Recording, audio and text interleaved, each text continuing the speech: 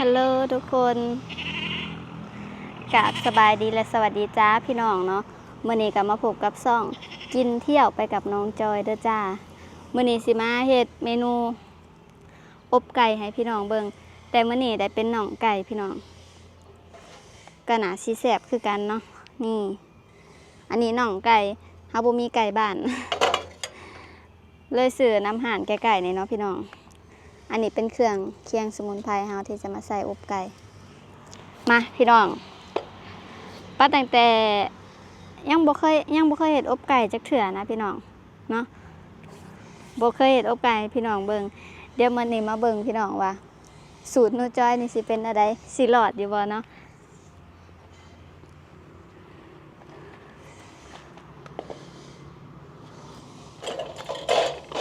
มื้อนี้ก็อากาศก็ร้อนคือเก่าพี่น้องที่ต้องมีก็คือเป็นหัวสิไข่แล้วก็เป็นข่าแล้วก็ใบมะกรูดพี่น้องมันใบมะกรูดก็จึงหอม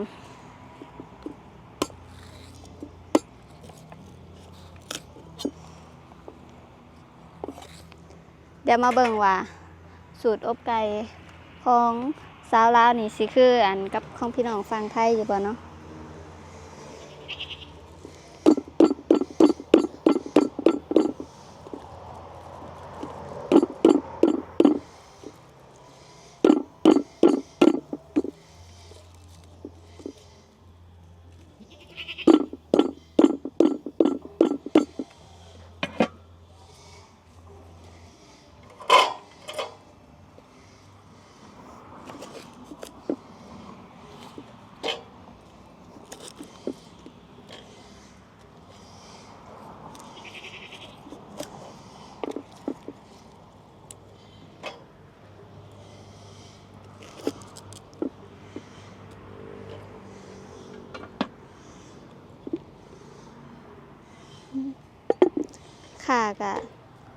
ข่ามันนี่ก็อยากแก่นะพี่น้องบ่ค่อยมีข่าอ่อนอยู่หานเพิ่นแต่ก็บ่แก่คักปานใด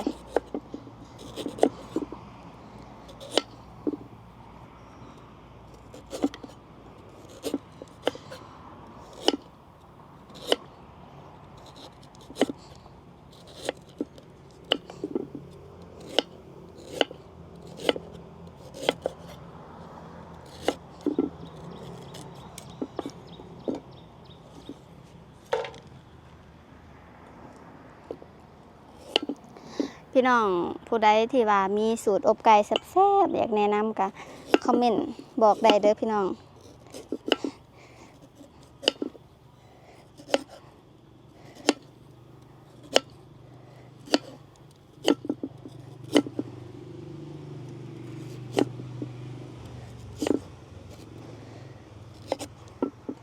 อันนี้ก็สิเป็นสูตรที่แบบมั่วๆจักน้อยหนึ่ง เพราะว่าบ่เคยเฮ็ด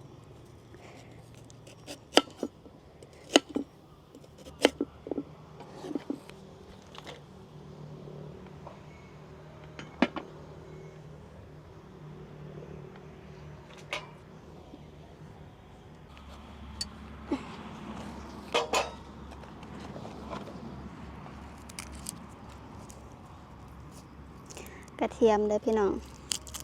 เดี๋ยวสิตำกระเทียมแล้วมักพริกแล้วก็ข่าเนาะใส่น้ำกัน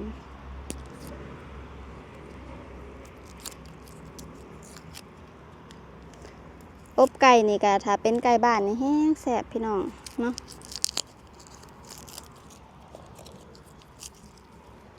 บ่ว่าแต่อบไก่ดอกพี่น้องเมนูไก่นะถ้าเป็นไก่บ้านมันเนื้อมันจะแซ่บกว่าไก่พันธุ์นะ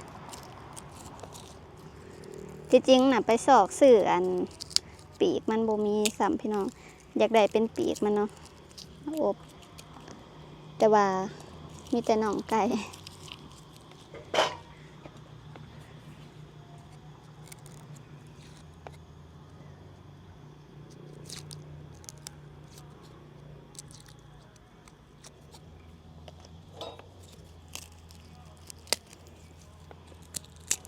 กระเทียมนี่ก็ ถ้า ถ้าสมมุติกินละล่าผัดหึ้นพี่น้องถ้าเอาไปใส่อบหรือว่าไปเฮ็ดผัดกะเพราหยังผัดมันจะหวานเนาะมันจะแซ่บ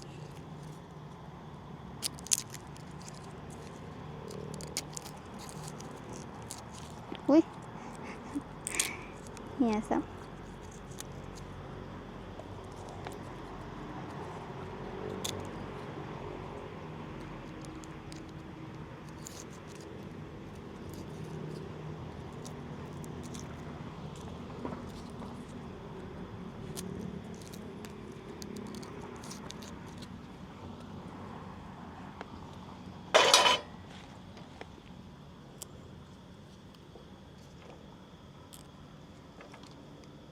ใส่กระเทียมแล้วก็พริกพี่น้องพริก5 หน่วย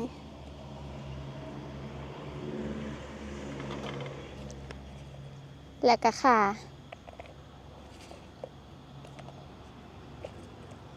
เดี๋ยวเขาสิเอาไว้ใส่แบบบัวตำนำนะ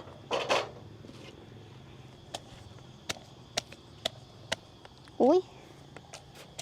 เหี่ยหมดเลย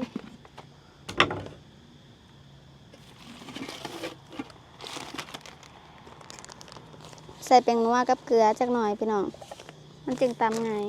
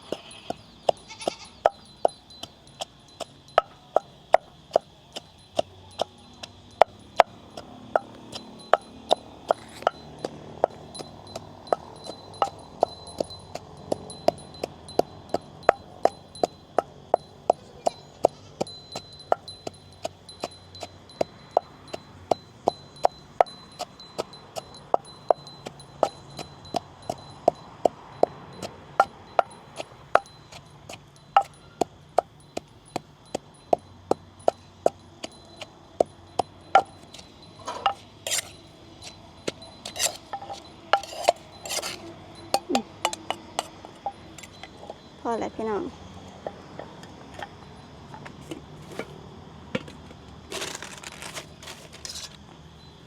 เกียมดังไฟปะนี่วันนี้เดี๋ยวเอากระดาษไปจุ่มใส่น้ำมันพี่น้องบุมีกระดาษซิโซ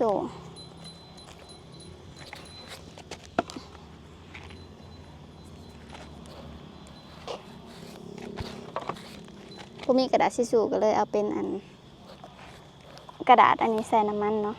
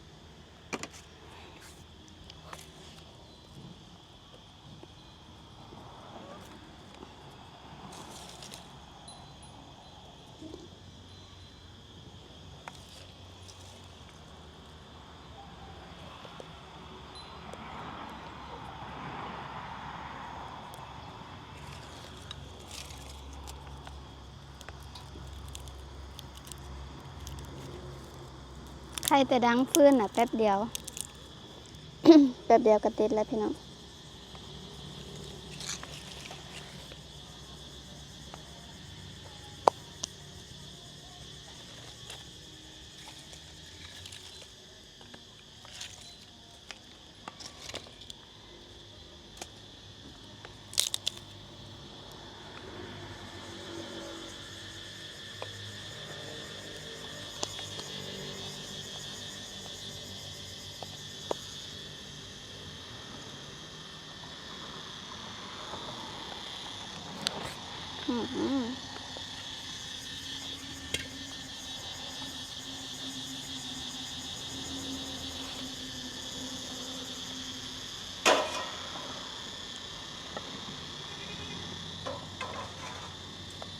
เดี๋ยวอบไก่เขาก็สิปรุงก่อนเนาะ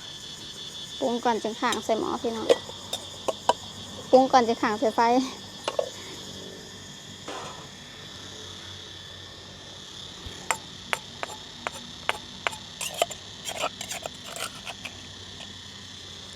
เครื่องเคียงเขาก็ใส่ลงไปเลยผู้ใดมีเป็ดก็เอามาอบกระแสบคือกันพี่น้องอบเป็ดเนาะ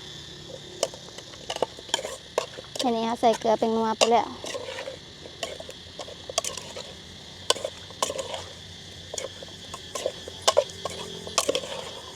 คนๆให้มันเข้ากันเลย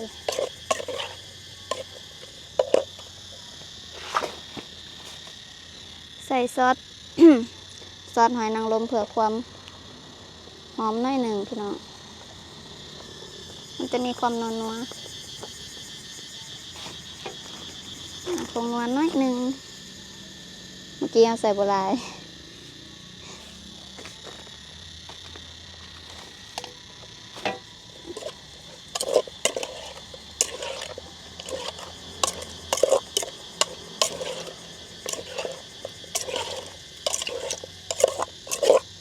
หนูเห็นในTikTokเพิ่นเฮ็ดไก่ไต่น้ำมานะพี่น้องแต่ว่ายังบ่เคยเฮ็ดจักเทื่อเนาะเดี๋ยวต้องไปเบิ่งสูตรดีๆก่อนแล้วจึงสิมาเฮ็ดให้พี่น้องเบิ่งเดี๋ยวมื้อนี้เฮ็ดอบไก่ให้พี่น้องเบิ่งก่อน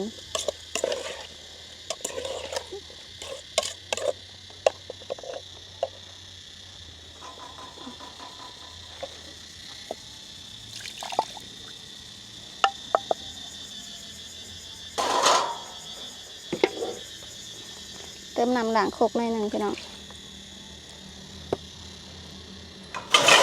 อุ๊ยเดี๋ยวสิไข่เนี่ยเขาจะใส่เลยเนาะกับข่าลงไปอีกหน่อยหนึ่งข่าที่บดได้ตำมันนะเดี๋ยวใบมะกรูดนี่เดี๋ยวเขาจะถาใส่บัดปิดท้ายเพราะว่าใบมะกรูดมันถาใส่ไปเลยแหละมันจะบ่หอมพี่น้องไปถาไปใส่บัดตอนปิดท้ายเนาะมันจึงจะหอมเวลาเห็ดน้ำขับปุ่นคือกันเราต้องใส่ตอนปิดท้ายนี่พี่น้องแล้วก็คือจะยังบ่ได้ซิมยังเนาะเพราะว่าเดี๋ยวข้างขึ้นก่อนเขาไก่บ่ได้นะพี่น้องเพราะว่ามันห่อน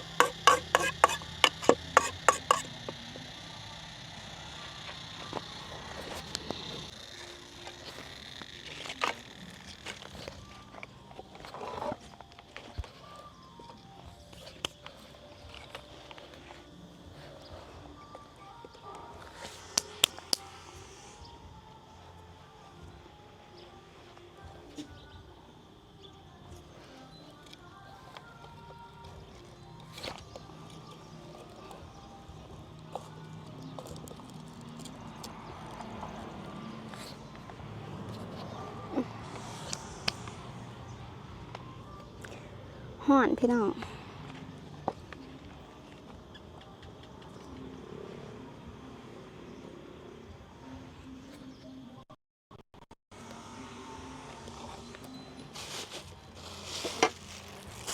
มีผักอันนี้จะได้พี่น้องผักหอมบัว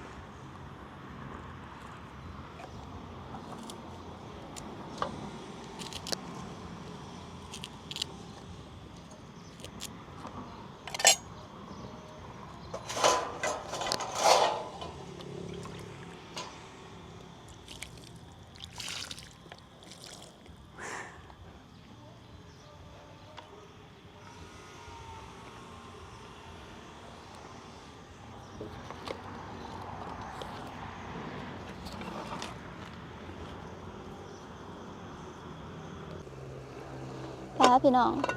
บักโดนแล้วเบิ้งปลาตอนนี้ก็คือกลิ่นแบบหอมแห้งเดี๋ยวเราสิตุนไปอีกสักพักหนึ่งแล้วเราจึงสิเอาหอมลงไปเนาะ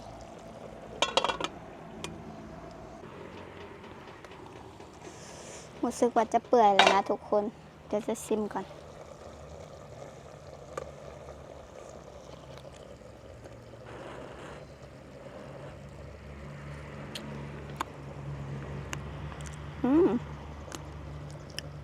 รสชาติแซ่บมากเลยนัวพี่น้องมันจะสุกแล้วพี่น้องใส่ใบขี้หมดแห้งใส่นี่แห้งหอมพี่น้อง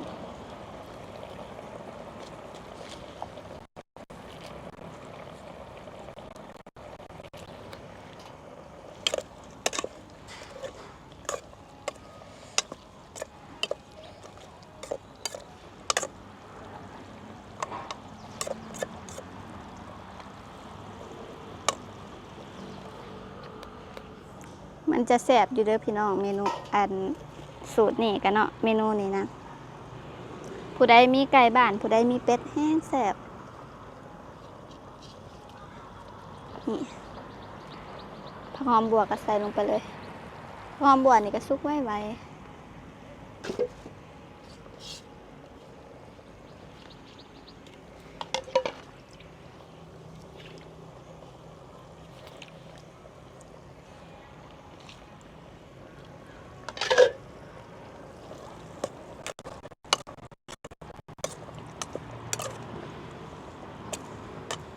หอมพี่น้อง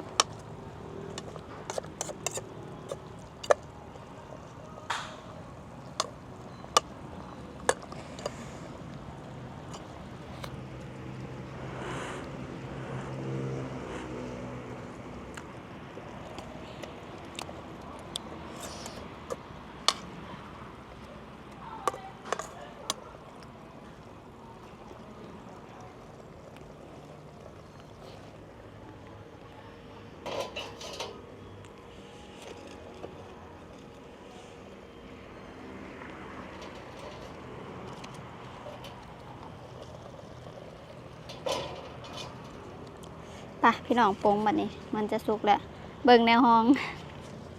บ่ห้องบ่ได้นะเพราะมันห่อนเดี๋ยวรับทานไว้ก่อนพี่น้อง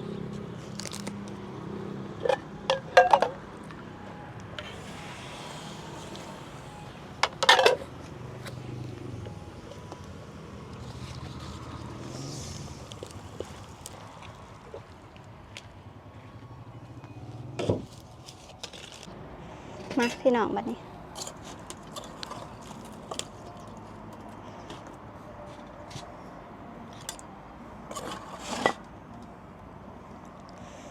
หือ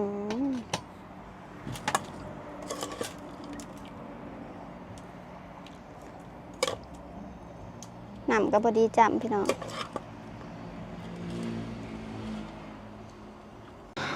โอเคเนาะทุกคนเดี๋ยวสำหรับคลิปนี้ก็สิขอฝากคลิปไว้สำเนีก่อนเนาะสำหรับผู้ใดที่มาคลิปแบบนี้ก็อย่าลืมฝากกดไลค์กดแชร์กดติดตามคอมเมนต์แล้วก็อย่าลืมกดกระดิ่งเพื่อแจ้งเตือน EP ต่อไปเนาะคลิปนี้จะบ่ได้มากินให้เบิ่งเด้อพี่น้องเพราะว่าฝ่าวแน่เนาะลืมกดถ่ายคลิปน้ำพี่น้องเอาสำหรับคลิปนี้กราบสบายดีและสวัสดีจ้า